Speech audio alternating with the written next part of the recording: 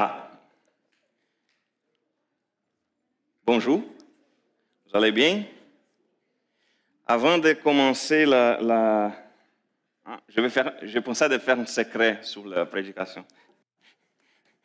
Et avant de commencer la prédication, je voulais juste ajouter une requête de prière, sinon ça se peut que je vais l'oublier à la fin. C'est que notre frère André Bernier, il va subir une chirurgie cette semaine.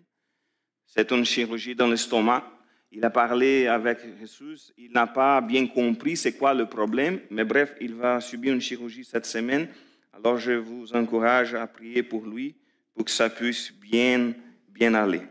Alors, ce matin, on va parler de la poésie. Oui, la poésie. Parce que parfois on pense que non, mais il y a quelque chose d'unique dans la poésie. Par exemple, contrairement au discours ordinaire, parfois la poésie, elle a le pouvoir de toucher notre cœur. Et parfois, avec peu de mots. Alors, on n'a pas besoin de parler beaucoup, mais avec de petits vers, parfois ça touche notre cœur. Et parfois, elle évoque des images, elle nous fait penser à ce qui est dit, elle fait résonner nos émotions. Alors, c'est pas mal intéressant de voir la poésie. Honnêtement, lorsque j'étais à l'école, je n'aimais pas beaucoup la poésie parce qu'on me posait des questions trop difficiles sur la poésie. Ah, c'est lequel est le genre littéraire? Ah, ça vient de quelle époque? C'est comme on étudiait, c'était plus dans le sens formel de comprendre c'était quoi le mouvement de l'époque, quelles étaient les caractéristiques, etc. Et honnêtement, je n'aimais pas beaucoup ce genre de choses. Mais lorsqu'on voit la poésie, parfois c'est vraiment, on a des belles poésies. Et parmi tous les thèmes que les poètes aiment explorer, il y a un qui revient plus que tout l'autre, qui c'est l'amour. On a beaucoup de poésies qui parlent d'amour. On a par exemple des poésies qui parlent de l'amour entre deux personnes, les poésies qui parlent d'amour pour un pays, des poésies qui parlent de l'amour pour la vie, ou même de l'amour de Dieu. De l'amour de Dieu. Et ce matin, on va réfléchir sur un texte biblique, c'est une véritable poésie. C'est un chant ancien écrit pour exprimer la grandeur de l'amour de Dieu. Et lorsqu'on pense à cette poésie-là, ce n'est pas une poésie abstraite ou théorique, c'est une poésie qui est enracinée dans l'histoire, qu'elle est enracinée dans le concret, elle est enracinée dans des gestes et des actes qui montrent vraiment que Dieu, il nous aime réellement, qu'il aime profondément et qu'il nous aime fidèlement. Parce que notre Dieu, c'est un Dieu qui aime. Alors, il s'agit du psaume 136 et tout au long de ce psaume, une même phrase revient, pour être plus précis, à 26 reprises, elle revient. Comme un refrain puissant, car son amour dure à toujours. Je ne sais pas si vous avez bien regardé dans votre texte, mais l'information elle est toujours là. On lit une phrase et ensuite la deuxième comme une réponse, car son amour dure à toujours. Et ce refrain n'est pas seulement une figure littéraire, parce que si on pense à la poésie, disons, notre poésie, c'est toujours, on regarde la poésie, on parle toujours de la fin du vers qui doit être en accord avec celui qui vient après. Alors, il y a quelque chose comme musical. Mais la poésie en hébreu, elle est différente. Il faut écouter en hébreu pour essayer de comprendre. Ça se peut que Philippe puisse parler quelques poésies en hébreu pour vous autres. Ce n'est pas mon domaine d'étude. Mais c'est vraiment, parfois, difficile pour nous autres de comprendre, mais c'est différent. Il y a en général beaucoup de répétitions. C'est pour emphasiser une idée. Mais dans ces cas-là, c'est qui c'était couramment utilisé dans leur, je vais appeler culte, dans leur culte, et c'était d'une manière participative, comme si le prêtre proclamait le début de chaque verset et le peuple répondait ensemble, car son amour durera toujours. Je demande à Jésus de mettre le premier verset ici sur l'écran pour montrer comme ce serait dans le cas concret. C'est comme si moi, si c'était le prêtre à l'époque, je dirais « Célébrez l'Éternel car il est bon ». Le verset 2. Le verset 2. Oui, célébrez le Dieu des dieux. Alors, lorsqu'on voit cette répétition-là, c'est parce qu'elle était utilisée comme un genre de proclamation ensemble. On louait l'Éternel ensemble par la poésie. Alors, j'imagine que c'était vraiment beau. Si on fait ici, il n'y a pas beaucoup en français ni en portugais dans des autres langues, on ne peut pas identifier la poésie, mais elle était là. J'imagine que c'était vraiment beau. Alors, c'était une façon de rappeler toujours ensemble, car son amour dure à toujours. De se rappeler en communauté que l'amour de Dieu traverse les générations. Alors, on va réfléchir sur cette poésie et qu'on puisse la recevoir comme un chant vraiment d'espérance, d'adoration, un chant qui nous invite. Le verset 1, « Célébrez l'Éternel, car il est bon, car son amour durera toujours. » Prions. Merci Seigneur pour ta parole, merci pour la bénédiction de te connaître et de connaître ta bonne parole, qu'on puisse réfléchir toujours ensemble dans ta parole pour grandir ensemble, que ces beaux chants, que ces bons psaumes, qu'on puisse y réfléchir pour grandir ensemble et pour te connaître davantage, qu'on puisse célébrer ton amour, car ton amour dure à toujours. Au nom de Jésus, Amen. Alors, si on regarde l'une des premières choses qu'on parle dans ce texte, c'est que car son amour durera toujours, célébrons le Seigneur. On revient au verset 1. Il est écrit « Célébrez l'Éternel ». Alors, c'est tout d'abord une invitation à célébrer l'Éternel. Il donne des raisons pour qu'on puisse célébrer l'Éternel. Au début, c'est comme « car il est bon et car son amour durera toujours ».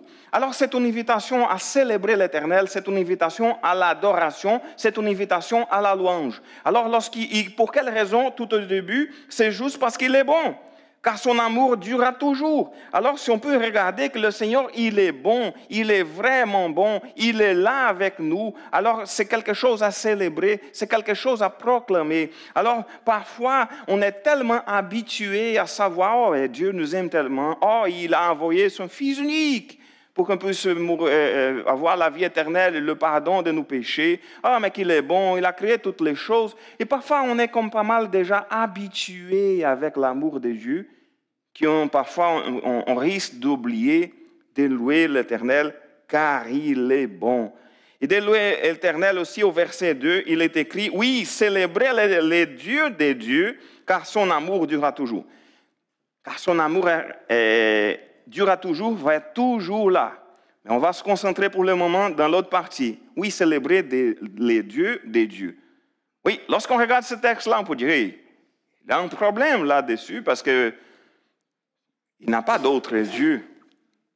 Comment on peut dire célébrer les dieux des dieux et célébrer les dieux des dieux parce qu'il n'a qu'un seul Dieu?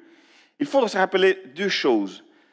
Lorsqu'on utilise ce genre d'expression, par exemple, parce qu'elle revient dans notre langue même, lorsqu'on dit « Ah, il est le Seigneur, il est le médecin des médecins ». Quelle est notre idée dans ce genre de choses? C'est qu'il est le médecin par excellence, mais aussi qu'il est tout à fait le médecin de tous les médecins. Mais lorsqu'on parle « il est le Dieu des dieux », l'idée ici, c'est vraiment qu'il est comme le Dieu par excellence.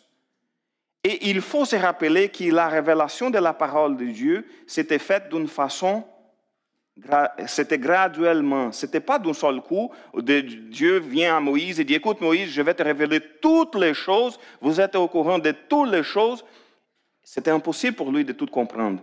Alors, le Seigneur, il s'est révélé petit à petit tout au long de l'histoire.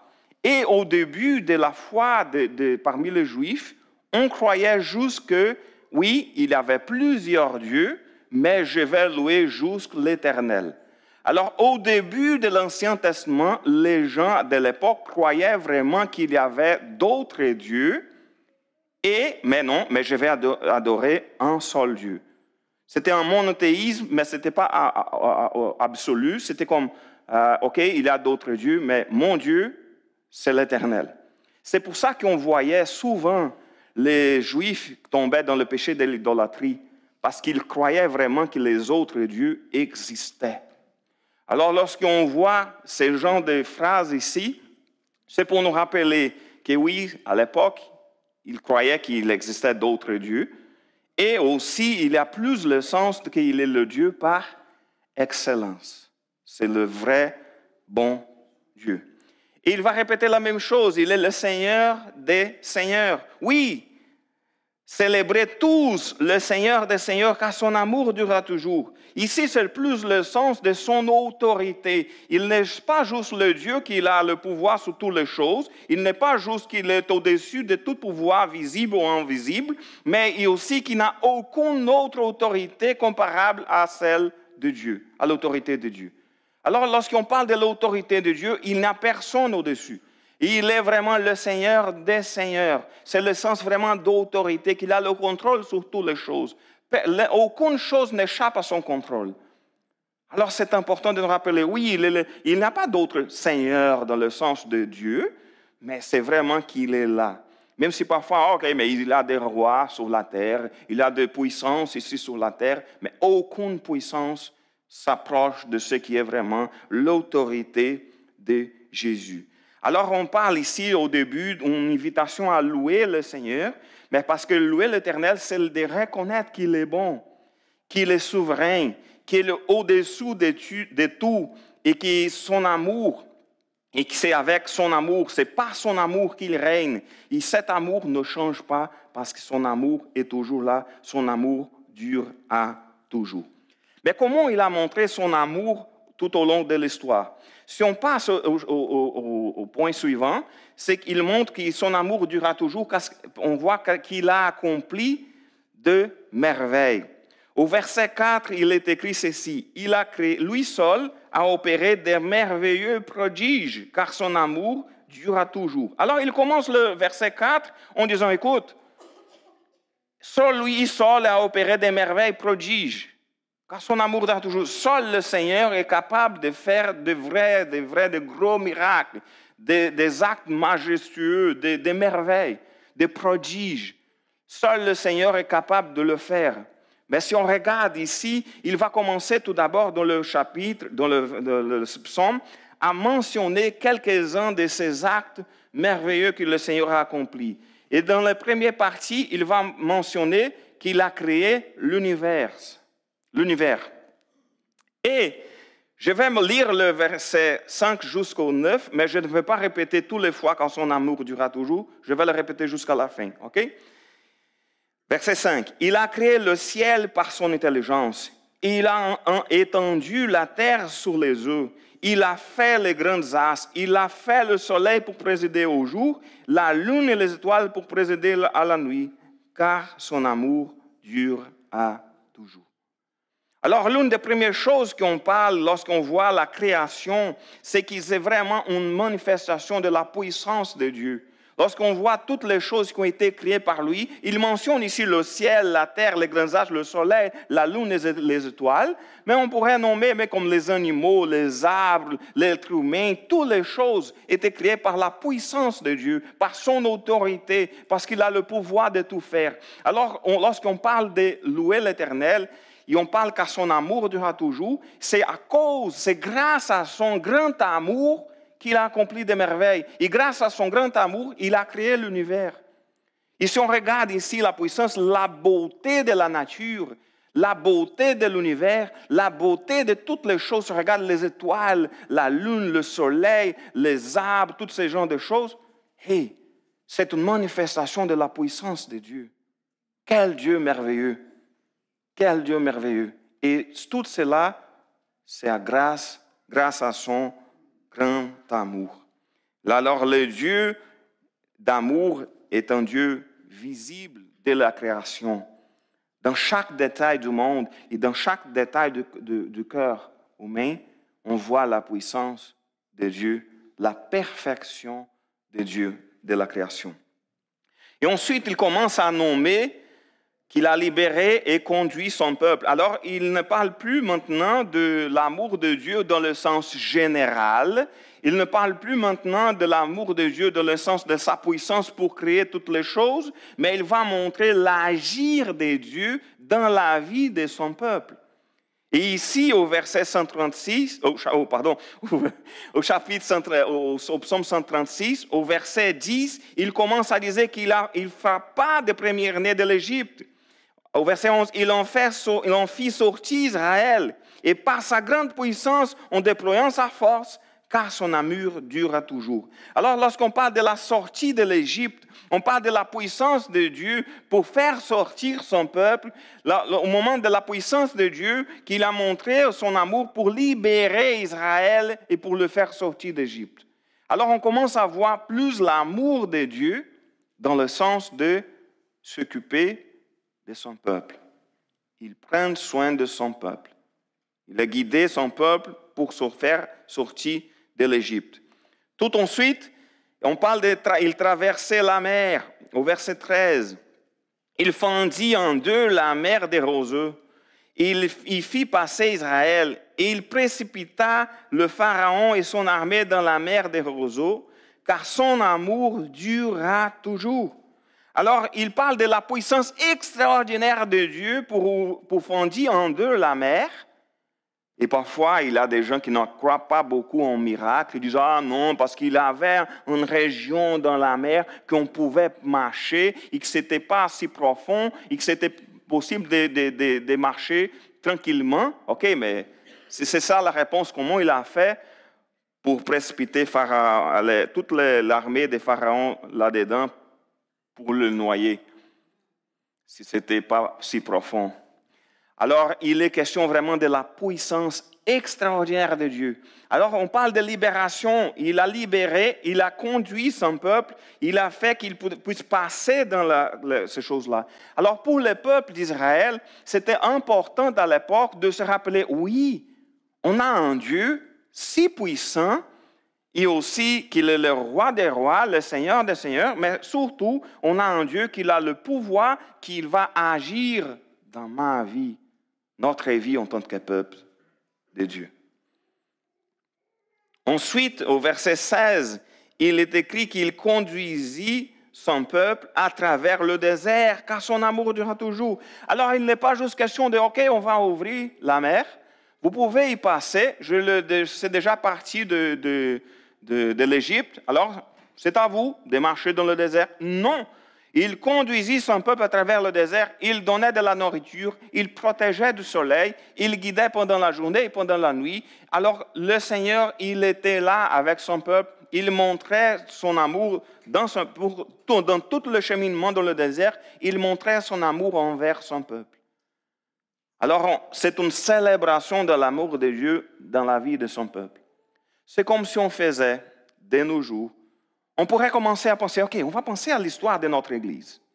Qu'est-ce qui s'est passé? On va écrire Daniel en beau chant et on va écrire des actes qui se sont passés à travers la vie des gens de notre Église ou de notre Église, dans le sens les gens de notre Église, à travers les 60 ans de notre Église. On va écrire un chant. Et ça se peut que c'est bien de nous rappeler l'agir de Dieu parmi nous. Et c'est ça que le peuple d'Israël le faisait. C'est pour montrer son amour, son agir, qu'il conduisait même. Parce que c'est un Dieu qui délivre, qui agit et qui marche avec son peuple. Alors le Seigneur, il n'a pas tout créé. OK, j'ai fini la création, alors c'est à vous. Bye. Vous êtes abandonnés ici, c'est à vous.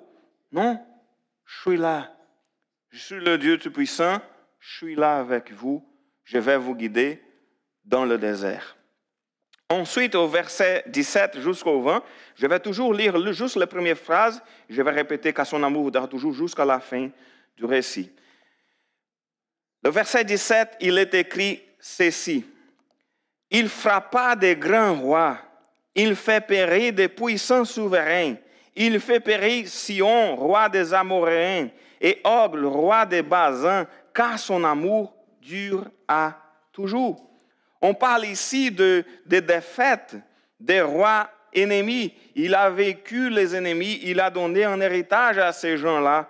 Alors, il est question de voir que le Seigneur, il a aidé dans cette défaite, il était là avec son peuple, il a guidé. Si on pense dans notre contexte, on ne vit pas de guerre. Lorsque je parle on, c'est nous autres ici au Canada, ok? Je sais qu'il y a beaucoup de guerres dans le monde, mais on ne vit pas de guerre. Alors, c'est parfois difficile pour nous autres de comprendre l'agir de Dieu si on parle de frappades, de grands rois, etc.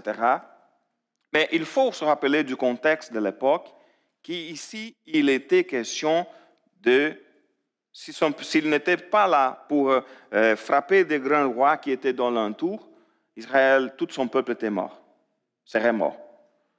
Alors, il était question de vraiment l'agir de Dieu dans la guerre, le Seigneur des armées célestes. C'était nécessaire l'agir de Dieu dans la guerre pour aider son peuple à rester en vie. Et pourquoi? Parce que c'était le peuple de Dieu et aussi pour garder la venue de Jésus. Pour que Jésus puisse venir, c'était nécessaire que le Seigneur puisse bien s'en occuper de son peuple, pour les garder, pour les protéger, pour qu'on puisse avoir encore la racine de David. Pour qu'on puisse avoir, à l'époque, David n'était pas venu aussi, mais la racine d'Abraham, Isaac, Jacob.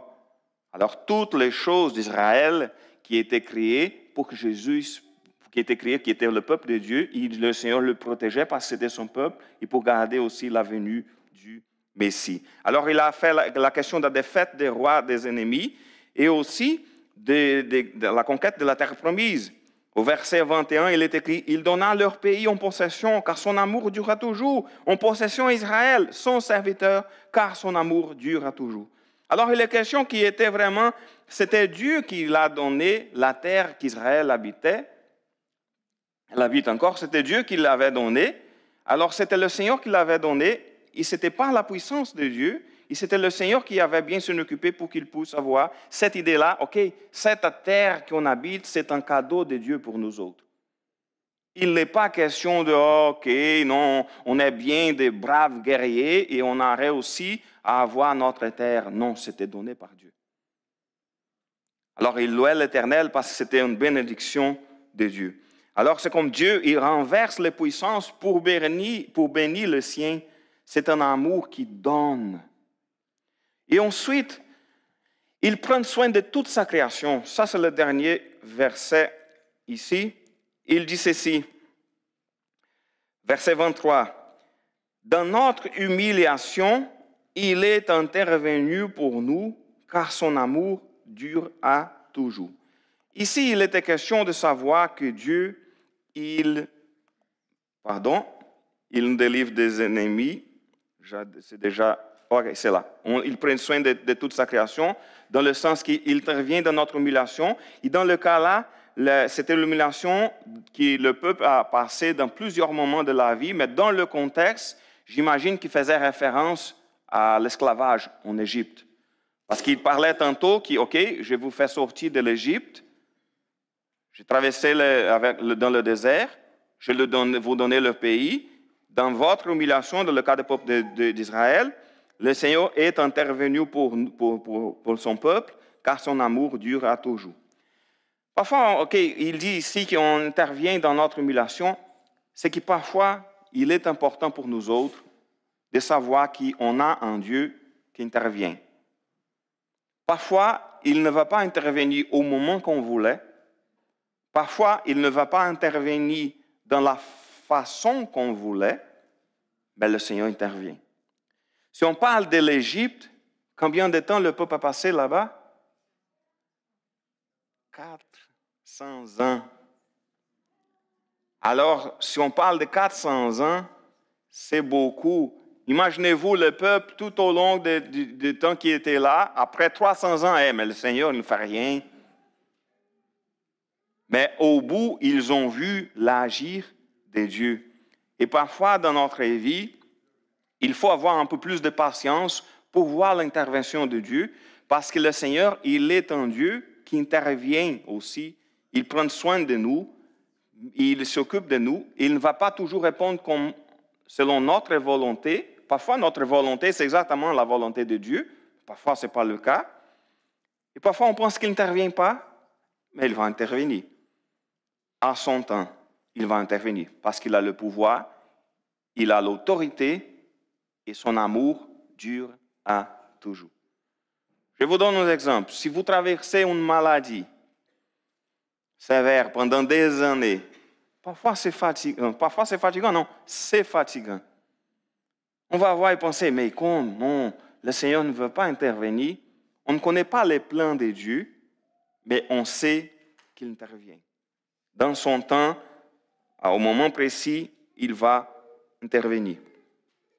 Et ensuite, le verset suivant, c'est le verset 24, qu'il nous délivre de nos ennemis. Il nous a délivrés de tous nos ennemis, car son amour durera toujours. Ici, dans le contexte, il était question qu'il a intervenu pour faire sortir de l'Égypte et ensuite pour défaire tous les rois ennemis qui étaient là dans l'entourage. Alors, il est question de délivrer de nos ennemis. J'imagine que vous n'avez pas des ennemis. OK?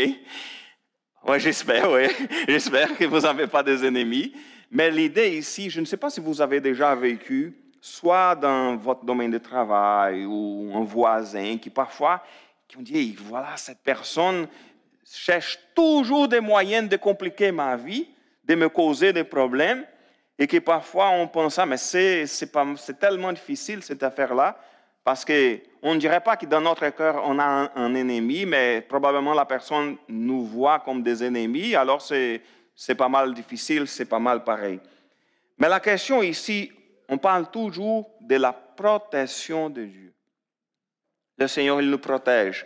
Il nous délivre de nos ennemis. Ça pourrait être dans la main d'un voleur, d'une personne qui était là pour nous faire le mal, dans les situations difficiles. Je ne sais pas si vous avez déjà vécu des situations de danger, que votre vie était en danger, et que parfois, c'est vraiment la volonté de Dieu. On va y aller, on va aller au ciel et c'est fini. Mais parfois, dans notre vie, on voit la main de Dieu et on dit, voilà, le Seigneur, il vient d'intervenir pour protéger ma vie. J'ai déjà vu, vous le savez, la question d'accident que j'ai eu des motos. Dans ma tête, c'était vraiment la main de Dieu. La main de Dieu. Pour moi, c'était clair. C'est à partir de ce moment-là, c'était le 3 avril 1998. À partir de ce moment-là, j'ai dit, OK, le Seigneur, il a un plan dans ma vie parce que la façon qu'il a protégé ma vie dans cet accident-là, je suis sûr, il a un plan pour moi. Alors, j'ai vu l'intervention de Dieu. Parfois, on a des événements, des situations qu'on voit, et parfois, le Seigneur nous protège. Ça se peut que vous disiez, non, Eduardo, ça n'est jamais arrivé avec moi. Jamais le Seigneur m'a intervenu pour sauver ma vie. Ma vie n'était jamais en danger. Vous ne savez pas? Parfois, il nous protège des choses qu'on n'a pas vues, qu'on n'a pas rendu compte. Et parfois, on risquait d'avoir un accident et le Seigneur nous a protégé, il a mis sa main, il a mis quelque chose dans notre chemin pour nous faire tourner, pour nous empêcher d'avoir un problème plus grave. Alors le Seigneur, il est là, il intervient, il nous délivre de nos ennemis. Et même le verset 25, il montre qu'il donne à toute créature sa nourriture, car son amour durera toujours. Alors, il n'est pas maintenant, avant, il parlait de son peuple d'une façon générale. C'est comme des fêtes des rois ennemis, la terre promise, le faire sortir de l'Égypte, tous ces genres de choses-là. Il intervient dans notre humiliation, nous délivre de nos ennemis. Tout cela, il était question encore du peuple de Dieu. Mais ici, il montre que son amour, qu'il prenne soin, n'est pas juste de son peuple, mais il prend soin de toute la création, parce que même la question qu'il donne à toute créature sa nourriture. Alors, il n'est pas juste question, le Seigneur, il protège. On voit combien de fois on n'a pas vu déjà une personne qui n'est pas du tout un chrétien, pas du tout un croyant, ce n'est pas un fils de Dieu, un enfant de Dieu, mais on voit, cette personne est pas mal bénie. Pourquoi? Parce que le Seigneur, il bénit d'une façon générale toute la création, et d'une façon plus spéciale, son peuple. Alors, on a plus de bénédictions que n'importe qui dans le monde, parce que la meilleure bénédiction qu'on a, c'est que le Seigneur, il a donné son Fils unique pour nous autres. Jésus est mort sur la croix. On a le pardon de nos péchés. On a tout accès à Dieu directement. On n'a pas besoin de chercher un prêtre pour demander, j'ai besoin d'accéder à Dieu, j'ai besoin de demander pardon à Dieu, j'ai besoin de demander quelque chose à Dieu. Non, c'est directement par Jésus, on a accès à Dieu. Grâce à lui, grâce à son amour. Alors, on a des vraies bénédictions pour dire, OK, vraiment, ils prennent soin de moi. Dans chaque détail de ma vie, dans chaque détail de toutes les choses qui se passent avec nous, on peut voir la main de Dieu. Car il intervient, il prend soin de nous. Aujourd'hui encore, il intervient, il délivre, il pourvoit. De la création à la délivrance, toutes les choses qu'on parlait tantôt, de la victoire à la provision quotidienne comme la nourriture, tout ce que Dieu fait est marqué par son amour fidèle. En résumé, si Dieu est bon, s'il a créé toutes les choses, s'il a délivré et guidé son peuple, il prend soin encore de nous aujourd'hui. Alors, pourquoi? Car son amour durera toujours. Mais ces psaumes sont une invitation à quoi? Louons le Dieu des cieux. Verset 26, il est écrit, louez les dieux des cieux, car son amour dure à toujours. On a commencé en disant, célébrez l'Éternel, célébrez le Dieu des dieux, célébrez l'Éternel, et on termine en disant, louez les dieux des cieux, car son amour dure toujours. On commence en disant, célébrons le Seigneur. On termine en disant, louez les dieux des cieux. Et pourquoi? Car son amour durera toujours. Et on peut voir dans tous les détails de ces psaumes ce qu'il a fait dans son peuple dans le passé. Et on peut voir dans notre vie, dans chaque détail, les choses qu'il fait pour nous chaque jour, chaque instant. Louons-le aujourd'hui, demain et pour toute l'éternité, car son amour dure à toujours. Alors on vient de parcourir tout le psaume 136, un psaume qui répète souvent encore et encore une vérité essentielle, car son amour durera toujours. Mais ce n'était pas une simple formule, un refrain, c'est comme un encre pour les jours de joie, qui tout va bien, mais aussi un encre pour les jours plus sombres, plus les jours difficiles, quand on doute, quand on souffre, quand on ne comprend pas, qu'on peut se rappeler toujours, son amour dure à toujours. Dans les moments de joie, c'est un moment tellement joyeux, car son amour durera toujours. Dans la détresse, je ne dois pas me laisser tomber par la détresse, car son amour durera toujours. Alors qu'on peut se rappeler de cette réalité, alors ces psaumes nous rappellent que Dieu est le même à travers les temps. Il est bon, il est puissant, il est souverain, il délivre, il guide, il pourvoit. Et tu peux te souvenir de ton passé, Dieu était là, ton présent, il est là, ton avenir, il va être là, tout le temps. Alors aujourd'hui, peu importe ce que vous vivez, vous pouvez toujours encore dire, je vais louer l'Éternel, car son amour dure à toujours. Amen. Alors louons l'Éternel. Et pourquoi on va louer l'Éternel avec le dernier chant? Car son amour durera toujours.